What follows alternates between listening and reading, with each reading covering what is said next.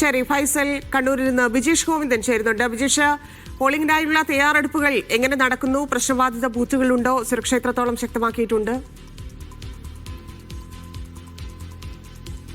ധന്യ, കണ്ണൂരിൽ തെരഞ്ഞെടുപ്പിനുള്ള ഒരുക്കങ്ങൾ അതിന്റെ അവസാന ഘട്ടത്തിലേക്ക് കടന്നിരിക്കുകയാണ്. ഞാനിപ്പോൾ നിൽക്കുന്നത് കണ്ണൂർ കോർപ്പറേഷനിലുള്ള ടെമ്പിൾ ഡിവിഷനിലാണ്. ഇവിടെ രണ്ട് ബൂത്തുകളുള്ള ഒരു സ്കൂളിലാണ്. അതായത് തളാപ്പ് മിക്സഡ് സ്കൂളാണ് ഇതിന്റെ പേര്. ഇത് ടെമ്പിൾ ഡിവിഷനിലെ 2 ബൂത്തുകൾ അടങ്ങിയതാണ്. ഇവിടെ സജ്ജീകരണങ്ങൾ പൂർത്തിയായിക്കൊണ്ടിരിക്കുകയാണ്. വെബ്കാസ്റ്റിംഗ് ഉള്ള ഒരു മേഖലയാണ്. 2305 പോളിംഗ് ബൂത്തുകളാണ് ജില്ലയിൽ മൊത്തത്തിലുള്ളത്. അതിനകത്ത് തന്നെ 1025 എണ്ണം നിലവിൽ പ്രശ്നബാധിത ബൂത്തുകളായി കണക്കാക്കിയിട്ടുള്ളവയാണ്. അവിടെ വെബ്കാസ്റ്റിംഗ് ഉൾപ്പെടെയുള്ള സംവിധാനങ്ങൾ നമുക്ക് കാണാൻ കഴിയും. ബൂത്തിനകത്ത് ക്യാമറ ഉൾപ്പെടെയുള്ള കാര്യങ്ങൾ ഇപ്പോൾ നമുക്ക് ദൃശ്യങ്ങളിൽ കാണാൻ കഴിയും. ഈ 1025 ബൂത്തുകൾ പ്രശ്നബാധിത ബൂത്തുകളായിട്ടാണ് ഈ അധികൃതർ കണക്കാക്കിയിരിക്കുന്നത്. അവിടെ നിന്ന് കൃത്യമായിട്ടുള്ള വെബ്കാസ്റ്റിംഗ് സംവിധാനമുണ്ട്. ഇത് തത്സമയം കലക്ടറേറ്റിനകത്ത് വിലയിരുത്തുന്നതിന് വേണ്ടിയുള്ള സജ്ജീകരണങ്ങളും സംവിധാനങ്ങളും അവിടെയും ഒരുക്കിയിട്ടുണ്ട്. ഇത് ഏതെങ്കിലും തരത്തിലുള്ള ക്രമക്കേട് ഈ വോട്ടെടുപ്പിനകത്ത് ഉണ്ടാകുന്നുണ്ടെങ്കിൽ അത് തടയുന്നതിന് വേണ്ടിയിട്ടുള്ള നീക്കങ്ങളുടെ ഭാഗമായിട്ടാണ്. ഒപ്പം തന്നെ സുരക്ഷയും വളരെ പ്രധാനമാണ്. അതിന് ഏകദേശം 5100ഓളം പോലീസുകാരെയാണ് ജില്ലയിലുടനീളം വിന്യസിച്ചിട്ടുള്ളത്. സിറ്റി മേഖലയിൽ, കണ്ണൂരിന്റെ സിറ്റി മേഖലയിൽ, അതായത് കണ്ണൂർ, അതുപോലെ തന്നെ തലശ്ശേരി, കൂത്തുപറമ്പ് ഉൾപ്പെടുന്ന മേഖലകളിൽ 2500ഓളം പോലീസിനെയും റൂറൽ മേഖലയിൽ 2600ഓളം പോലീസിനെയുമാണ് വിന്യസിച്ചിട്ടുള്ളത്. ഇപ്പോൾ നമ്മൾ നിൽക്കുന്ന ഈ ബൂത്തിനകത്ത് നമുക്ക് കാണാൻ കഴിയും ഉദ്യോഗസ്ഥർ അവരുടെ ക്രമീകരണങ്ങൾ ചെയ്തുകൊണ്ടിരിക്കുകയാണ്. പോളിംഗ് ബൂത്തിനകത്ത് വേണ്ട സജ്ജീകരണങ്ങൾ ചെയ്തുകൊണ്ടിരിക്കുന്നു. നമുക്ക് അവരുടെ അടുത്ത് സംസാരിക്കാൻ കഴിയുമെന്ന് പ്രതീക്ഷിക്കുന്നു. മാഡം, ഇത് നമ്മളെ ഒരുക്കങ്ങൾ ഇപ്പോൾ എങ്ങനെയായിട്ടുണ്ട്? ഒരുക്കങ്ങൾ ഒരുവിധം നമ്മൾ നന്നായിട്ട് ഇതുവരെയുള്ള കാര്യങ്ങൾ ചെയ്തിട്ടുണ്ട്. നമ്മളത് പിങ്ക് ബൂത്താണ്. അപ്പോൾ നമ്മളെ കഴിവിന്റെ പരമാവധി നമ്മളിപ്പോൾ ചെയ്തിട്ടുണ്ട്. ഇനിയുള്ള സമയങ്ങളിൽ ബാക്കിയുള്ള വർക്കും കൂടെ കംപ്ലീറ്റ് ചെയ്യാമെന്ന് വിചാരിക്കുന്നു. ഇത് സെൻസിറ്റീവ് ബൂത്ത് കൂടിയാണ് അല്ലേ? ആണോ? അതല്ല, നമ്മൾ അതിന്റെ വേണ്ടിയിട്ടുള്ള വെബ്കാസ്റ്റിംഗ് ഉൾപ്പെടെയുള്ള സംവിധാനങ്ങൾ കൂടി ഒരുക്കിയിട്ടുണ്ട് അല്ലേ? അങ്ങനെ ആയാലും നമ്മൾ പ്രശ്നമില്ലാതെ കൈകാര്യം ചെയ്യും.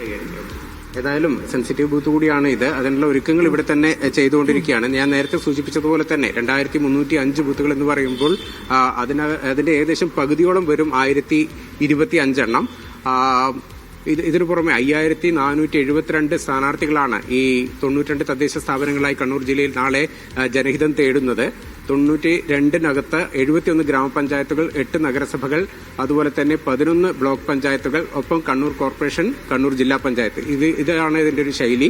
കണ്ണൂർ കോർപ്പറേഷൻ മാത്രമാണ് കഴിഞ്ഞ തവണ UDFന് അനുകൂലമായി നിന്നത്. അവിടെ 55 ഡിവിഷനുകളിലെടുത്ത് 34 UDFന് വിജയിച്ച് കയറാൻ കഴിഞ്ഞു. ഇത്തവണ അതൊരു 40-45 എത്തിക്കുമെന്നുള്ളതാണ് UDF പറയുന്നത്. പക്ഷേ സാഹചര്യങ്ങൾ അത്ര കണ്ട് UDFന് അനുകൂലമെന്ന് നമുക്ക് പറയാൻ കഴിയില്ല. കുറെ എതിർ സാഹചര്യങ്ങൾ UDFനുണ്ട്.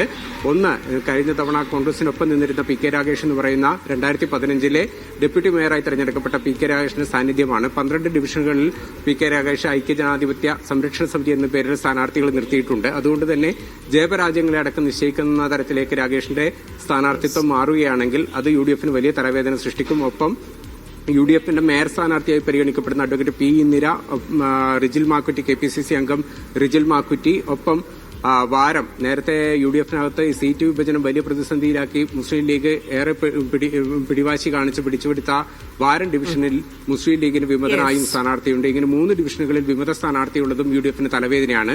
അതേസമയത്ത് LDF പറയുന്നത് സംസ്ഥാന സർക്കാരിന്റെ വികസന പ്രവർത്തനങ്ങൾ, ഒപ്പം കോർപ്പറേഷനിൽ നടന്ന വികസന വിരുദ്ധമായിട്ടുള്ള പ്രവർത്തനങ്ങൾ, ഇതൊക്കെ തങ്ങൾക്ക് അനുകൂലമാകും. അങ്ങനെ കണ്ണൂർ കോർപ്പറേഷൻ തങ്ങൾക്ക് പിടിക്കാൻ കഴിയുമെന്നാണ്. ജില്ലാ പഞ്ചായത്തിലേക്ക് വരികയാണെങ്കിൽ കഴിഞ്ഞ തവണ ജില്ലാ പഞ്ചായത്ത് LDF 17-7 എന്ന നിലയിൽ പിടിച്ചെടുത്ത ജില്ലാ പഞ്ചായത്താണ്. ഇത്തവണയും വലിയ മാറ്റങ്ങൾ ഉണ്ടാകില്ല എന്ന് LDF പ്രതീക്ഷിക്കുന്നു. പക്ഷേ വലിയ തരത്തിലുള്ള മാറ്റങ്ങൾ സൃഷ്ടിക്കാൻ കഴിയുമെന്നാണ് UDFന്റെ കണക്കുകൂട്ടൽ.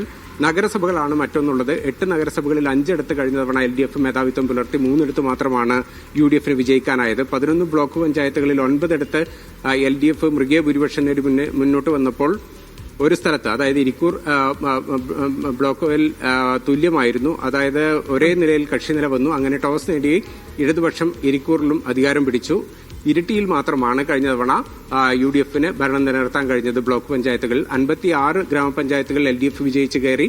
15 മാത്രമാണ് കഴിഞ്ഞ തവണ ഗ്രാമപഞ്ചായത്തിൽ UDFന് വിജയം നേടാൻ കഴിഞ്ഞത്. ഇത്തവണ അതിലൊക്കെ വലിയ മാറ്റം വരും. ഗ്രാമപഞ്ചായത്തിലടക്കം വലിയ മുന്നേറ്റം സൃഷ്ടിക്കാൻ കഴിയും എന്നുള്ളതാണ് UDF പറയുന്നത്. ധന്യ.